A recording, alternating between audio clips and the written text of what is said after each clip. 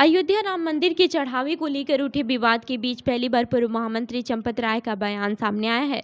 इस्तीफा स्वीकार होने के बाद उन्होंने सोशल मीडिया पर एक भावुक संदेश साझा करते हुए कहा कि एसआईटी की अंतरिम रिपोर्ट आने के बाद ही हर सवाल का जवाब देंगे। आखिर उन्होंने क्या लिखा और ट्रस्ट में अब क्या बदलाव हुए? बता दें कि अयोध्या के श्री राम जन्मभूमि मंदिर में चढ़ावे से जुड़े विवाद के बीच श्री राम जन्मभूमि तीर्थ क्षेत्र ट्रस्ट के पूर्व महामंत्री चंपत राय ने पहली बार सार्वजनिक प्रतिक्रिया दी है।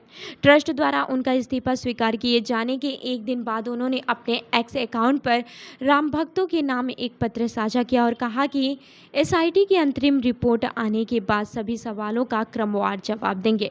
अपने पोस्ट में चंपत राय ने गोस्वामी तुलसीदास की रामचरितमानस की प्रसिद्ध चौपाई धीरज धर्ममित्र अरुणारी आपातकाल परिखहि चारी लिखते हुए संकेत दिया है कि कठिन समय में ही व्यक्ति की वास्तविक परीक्षा होती है।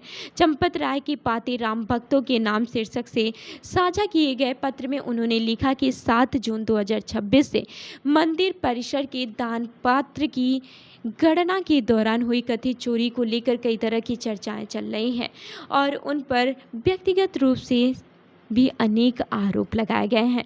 उन्होंने कहा कि ट्रस्ट की 6 जुलाई की बैठक में एसआईटी की प्राथमिक रिपोर्ट पेश की गई थी। अब अंतिम रिपोर्ट आने के बाद वो सभी आरोपों और सवालों का तथ्यात्मक जवाब देंगे। इससे पहले सोमवार को ही श्री राम जन्मभूमि तीर्थ क्षेत्र ट्रस्ट की बैठक में चंपत राय और ट्रस्ट के सदस्य अनिल मिश्रा का इस्तीफा स्वीकार कर लिया गया।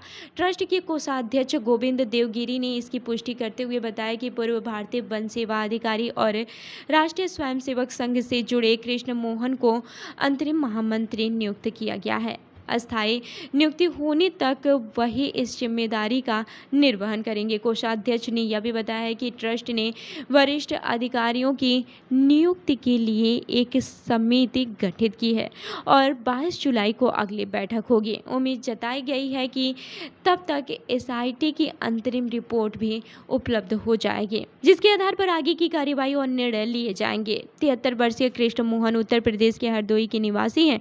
वे भारतीय वन सेवा के पूर्व अधिकारी रह चुके हैं और आरएसएस के कई महत्वपूर्ण जिम्मेदारियां निभा चुके हैं। सितंबर 2025 में ट्रस्ट के सदस्य बनाए गए कृष्ण मोहन ने अपनी नियुक्ति को भगवान राम की कृपा बताते हुए कहा कि वे नई जिम्मेदारियां पूरी ईमानदारी और निष्ठा के साथ निभाएंगे। फिलहाल राम मंदिर के चढ़ावे से जुड़े मामले में जांच जारी है। अंतिम निष्कर्ष एसआईटी की रिपोर्ट आने के बाद ही स्पष्ट होगा।